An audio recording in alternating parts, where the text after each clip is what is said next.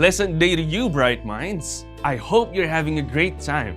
It's me, Sir DJ, and today I am with Dan, your English learning buddy. And we'll make sure we will enjoy and learn a lot of things from our English lessons together. So make sure you have your pen and your paper ready, because hand in hand, we will explore the wonders of the universal language. Let's go! Every day we see signs on the streets and in different places we go to. They are of great help to us. These street signs are there to send a message and give instructions or information. They are also meant to be followed. If we disregard these signs, we can be reprimanded or worse, punished for a violation. We see them everywhere, but the big question is, are we familiar with the messages they are trying to convey? Let's find out by playing a game. I'll be giving you 3 seconds to think of what these signs could mean. Ready? What does this sign mean? This sign is the no entry sign. It tells us that we are not allowed to enter a certain place. Do not enter. Good one. What about this one? This sign tells us that we can throw our trash in a container where this sign is posted. You can pitch in here. Great job! By the way, pitch means to throw or to toss.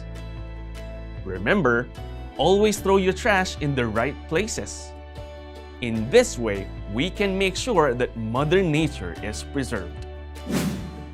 Let's see if you know this next one. What does this sign say? This sign right here means that we are not allowed to eat or drink in a given area. You cannot eat here. Nice one. There are some special places where we are not allowed to eat, like museums, churches, and even in the trains. Do you notice that we can now see this sign in some seats in our favorite fast food chains? That's because we follow strict social distancing rules. And that is for everyone's safety. Let's go to the last one. What could this sign mean? This sign is telling us that people are not allowed to smoke. Smoking is not allowed.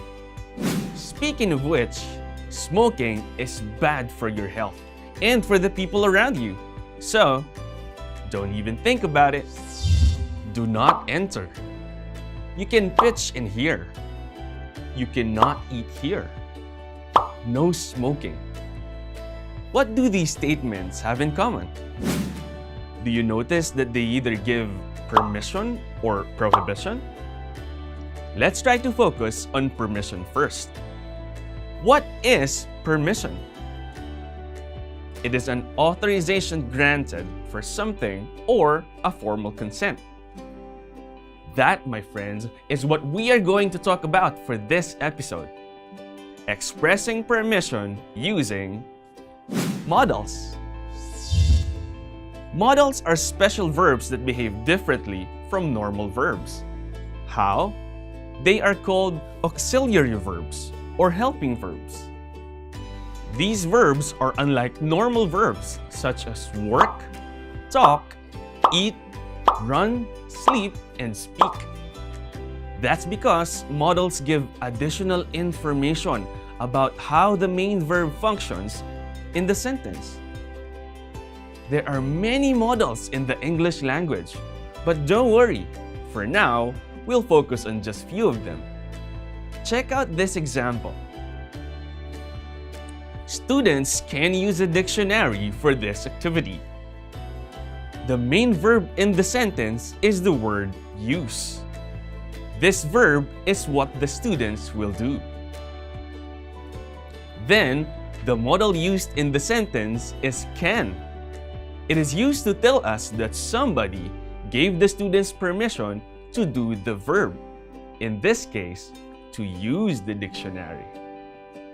Students can use a dictionary for this activity. meaning they are allowed to do so. Here's another one. Oh, that is such a cute dog. Can I touch him? Sure, you can pet my dog. This statement shows that the speaker or the owner of the dog gave permission to the boy or to the girl to pet his dog. Notice that the modal can is placed before the base form of the verb. Modals are often placed before the base form of the verb, often, but not all the time. Also, modals cannot change forms. They are not like normal verbs. For example, can cannot be cans. No way. Students, can use a dictionary for this activity? We cannot put an S after a modal, nor can we add ing to it, just like a normal verb. You can petting my dog. Sounds weird, right? Just like what I've said a while ago, we should use the base form of the verb after the modal. Now you might be asking, what modals should we use to express permission? There are 3. These are the modals can, may, and could. But these modals are not used in similar ways. There is a slight difference in the way they are used. First, we can use the modal can. This can be used to give either permission or to ask for permission. For example, you saw your friend carrying a lot of books. Can I help you with that? Notice that this sentence is in the form of a yes-no question. That's because in this statement, the speaker is asking for permission. Without the modal in the sentence, you might sound like a caveman. I help you with that. Here are more examples. You are eating in a restaurant with your best friend. What is it? Can you pass me the pepper? Oh, sure. You wanna come in? Can I bring my dog with me? Sure. Dogs can play around in the park. Thank you, sir. Hey, I received your invitation. That's good. I'll see you there. Yeah, can I bring my cousin with me? Of course. It's been a while since I've seen her. You can bring a friend to the party if you want. Notice that the modal can sounds less polite. We can use can when we talk to the people we are familiar with, whereas the modal could shows a more formal or polite approach to ask permission, a permission which may not be given to you. Okay, since this is the first day of class, I want to see if you brought your book with you.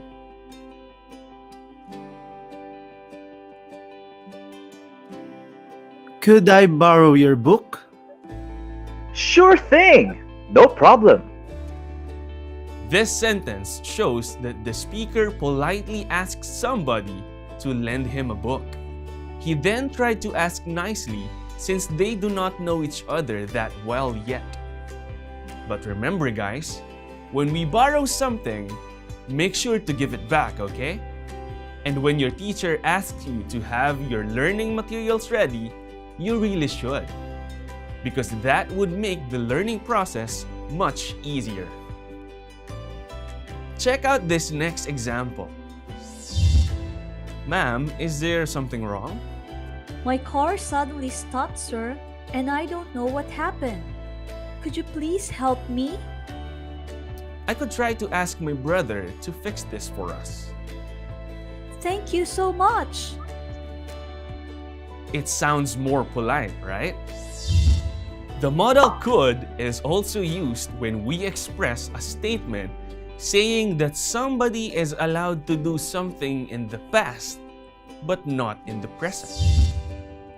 Oh, those days were better, I tell you. Tell us more about it, Pops. I remember we could go out and play as long as we want to because the sun wasn't that hot back then. Wow, that's so cool. The model may can turn the politeness up a notch. It is the most formal and polite way to ask and give permission. Do you remember when you asked your teacher permission for you to go out to the restroom? You say, "May I go out, ma'am?" Or "May I please go out, ma'am?" That is because you are trying to be polite since you are talking to your teacher. But everybody in the room will be so confused because you said you'll be going to the restroom, but you came back with a turon and an orange juice in your hands. Guilty?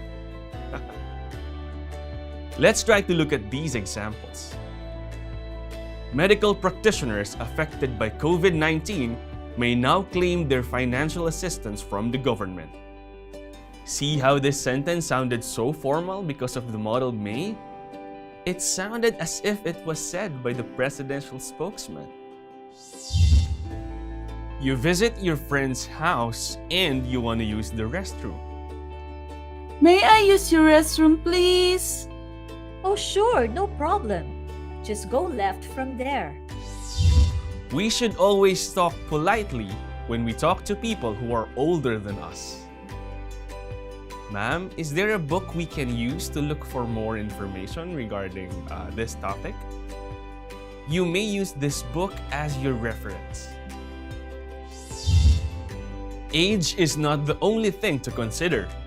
We should also show respect to anyone in a formal setting. In this case, the classroom, even if they are younger than us. Remember, respect is one of the greatest expressions of love. There is another special model that can be used to ask permission in a very formal way. That is the modal might. It is rarely used because of its old-fashioned tone. However, educated and polite people use it to express respect and politeness, which is nice because being respectful never gets old. Okay, class. What is quantum mechanics? Ma'am, it is the branch of mechanics that deals with the mathematical description of motion and interaction of subatomic particles, incorporating the concepts of quantization of energy, wave-particle duality, the uncertainty principle, and the correspondence principle. That's impressive.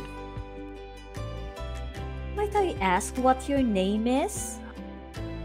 I am Albert.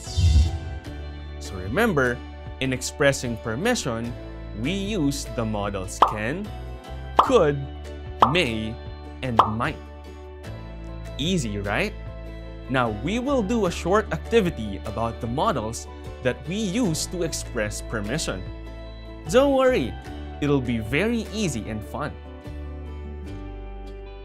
For this activity, you will choose a modal that best completes each statement. Let's answer them together. Your choices are can, could, may, and might. Are you ready? Let's go! You want to ask your mom whether she will allow you to go out with your friend Jill. So you ask her, "Mom, blank I go out with Jill to the school play?" What could be the right modal here? Yes, we will use the modal can. Since we are familiar with mom, so the sentence will be, "Mom, can I go out with Jill to the school play?" Yes, you can go with Jill. Great job! Let's try the next one. You called your brother's office, but you got directed to his secretary. So you ask her, "Hello? Blank I speak with Mr. Santiago, please?" For this one, you are talking to somebody you are not familiar with. The secretary probably works in an office of a business firm or something like that. What modal would be best fit for this sentence? That's right. We should use the modal may. Hello? May I speak with Mr. Santiago, please? Nailed it. Let's move on to the next sentence. Okay, class. I want you to bring out your pencils. We will sketch a map to your house. Because you were so excited to do the activity, you broke the tip of your pencil, but you forgot to bring a sharpener. You will now ask your seatmate to lend you with an extra pencil. What will you say? Blank, you lend me an extra pencil, please? I accidentally broke mine a while ago. You are trying to ask your seatmate. However, you are not yet that close to each other. Spot on. We should use could. Could you lend me an extra pencil, please? I accidentally broke mine a while ago. Amazing, guys. You're good. Let's try this one. You are in a 5-star restaurant and you want to ask the waiter for a glass of water. What should you say? Psst, waiter, get me a glass of water. Of course not. We should always be respectful. You can't treat people like that just because it's their job. It doesn't hurt to be nice and polite, right? So what should we say? Excuse me, waiter, blank, I trouble you for a glass of water, please.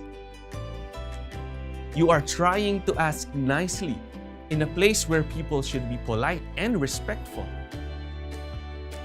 Yes, we can use may or might.